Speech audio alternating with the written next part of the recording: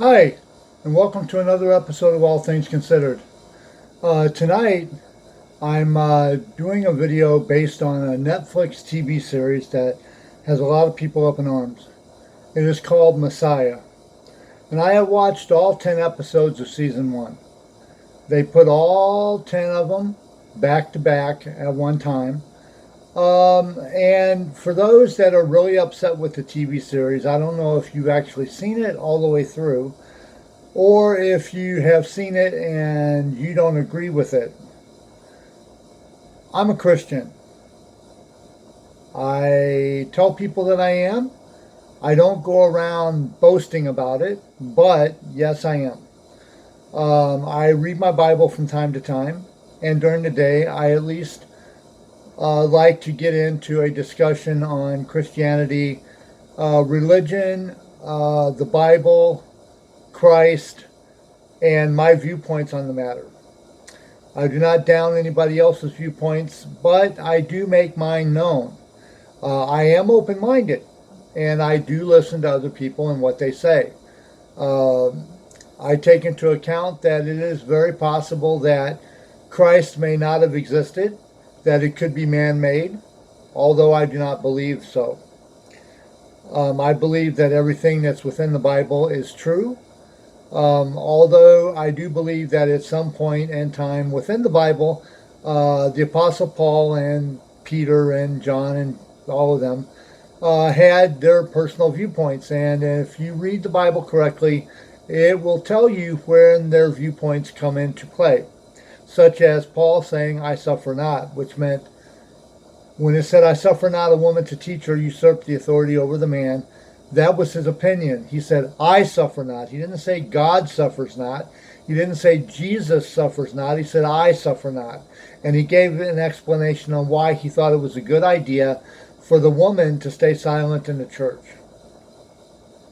Now, having said that, if you had a problem with that, please put it in a comment below. Let me know what you thought and why you thought it. Now, back to the TV series Messiah. I'm not going to tell you anything about it. I'm not going to spoil it. I'm not going to tell you what happened. I'm just going to tell you this. It's not what you think. You don't know if this is real or if it is not real within this TV series. Of course, we know it's not real. It's a fictional TV series that they made up. But it doesn't claim to be real. It does not claim that this is Christ. What the TV series is doing is for the people that are open-minded, that are willing to look at this with an open mind and an open heart, longing after the Messiah, it is begging the question, what if Jesus is different than you thought he was going to be? What if Jesus did come back to earth and the way you've seen Jesus your whole life, you find out that Jesus isn't like that? Like for me, I look at heaven like it's going to be a horrible place. And when I mean horrible, I mean there's not going to be huge fancy mansions, and you're not going to have a big old Rolls Royce with a chauffeur, and you're not going to sit around and you're not going to eat food all the time. That's comfortable. We've made that up from parts of the scripture we have read. For me, I believe that when we get to heaven, we are going to be worshiping God 24 hours a day, 7 days a week. Of course, up there, there'll be no time. But that's what we're going to do, is worship God all of the time. God did not create us on this earth for us. He created us on this earth because he was lonely. Now, I'm not saying God is a tyrant, but I am saying that God longed for someone that he could speak to, somebody like himself. Like if you live in a certain area where you don't understand the language, nobody looks like you, over time, you would probably start longing for somebody that you could speak to, somebody that looked like you, somebody that talked like you, somebody that you could just kind of hang out with that understood you. And when God created Adam, that's what he created. God created somebody that he could understand, somebody that he could talk to and be with. Because being himself in the universe got lonely. Yes, God experienced loneliness. So God created man. But he wasn't happy with anybody but himself. That's why he created man in the likeness and image of himself. God said when he gave Eve as a mate to Adam, when he was giving Eve to Adam, when he was creating Eve to be with Adam, he said, I have surveyed my surroundings and I have found none comparable unto Adam. God had created other beings on this earth, but he wasn't happy with them. He created Adam out of the likeness and image of himself. Just as we have created Jesus in the image that we see him in. A while back, there was a Star Trek movie, and I can't think of it. The Undiscovered Country, I think, was the name of it. I think that was the name of it. Spock, Leonard Nimoy did the directing on this, and he had a brother named Sybok, and Sybok was his half-brother. So Sybok was in search of God. Sybok was in search of this being that he thought was real, and it was out at the end of the universe, past the universe, in its own little universe. And when he got there, God appeared to him.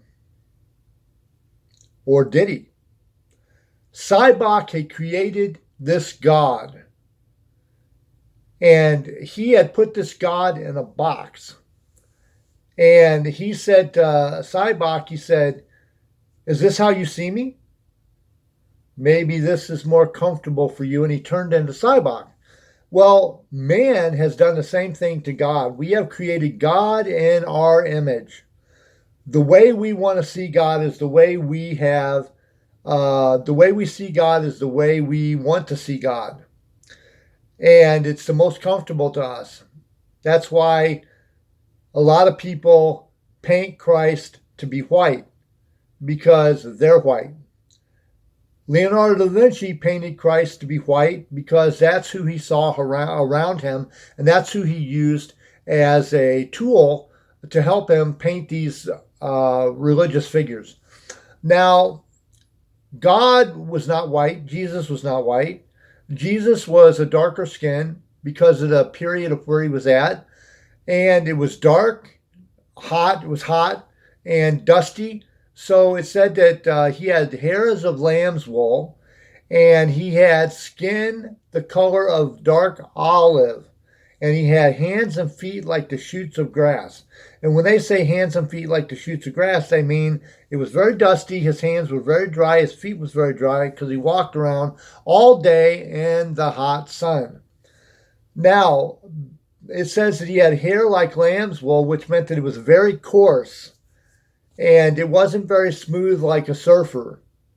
And he had very dark skin because it absorbed the heat better. And it kept him from getting extremely hot. And if you know anything about the region of where Jesus was supposed to have been raised at, you would understand what people look like there. They did not look white. The only whites that you'll see there are the light-skinned Jews that you see there, are the ones that migrated to there from Russia and Germany and Poland after the World II happened.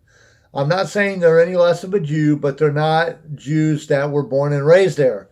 They were migrants. Now, having said that, back to the show Messiah. Messiah in this TV series challenges your viewpoint on what God is. And the actor that plays him, his character does that throughout the whole series. He doesn't take credit for being the Messiah. He doesn't say he is the Messiah, but he creates miracle, or he does miracles. There's like 2 miracles in this TV series that he does. And I'm going to tell you what those are.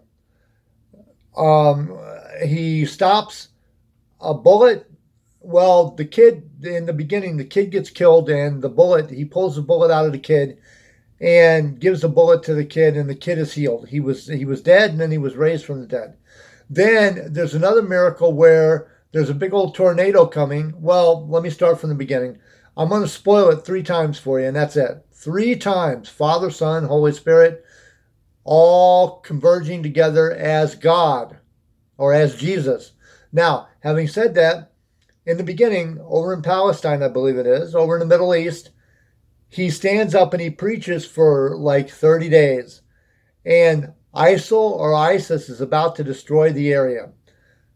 A great big huge sandstorm comes in and covers over the city for 30 days. He's preaching without ceasing, preaching without stopping. He hasn't eaten, he hasn't drank. He's preaching for 30 days. This sandstorm covers the city for 30 days. ISIS decides to take off and not destroy the city, so therefore, that's the first miracle. The second miracle is where he saves the kid from dying, takes the bullet and gives it to the kid. And the third one is where a tornado is coming toward the city in Texas. And he stands and he mysteriously gets out of prison and makes it to this little town in Texas. And he stands before this tornado. The tornado stops before it hits this church, and the tornado dissolves. Everything in the town is destroyed except for this church. Now, I'm asking you to watch this TV series with an open mind. If you don't think of it as any more than a thriller, that's fine. If you think of it as just somebody posing as Christ, thinking he's Christ when he's not, that's fine too. But please, put a comment in the comments below to let me know what you thought of this TV series. And if you like it, please say you liked it. If you don't like it, give me an idea on why you don't like it. Valid points only, just don't say I don't like it and just let it go. But please put a comment below and let me know if you liked it or didn't like it and why. I would love to talk to you about it. Also, put a big old thumbs up if you like this video and you like my other videos. Hit the subscribe button. It's around there someplace. You'll find it. I'm going to let you go on that note. The TV series Netflix, Messiah, 1 through 10 episodes is up now. Please watch it with an open mind, and please let me know what you thought if you can. This has been All Things Considered. Have a good night, America, and all points beyond.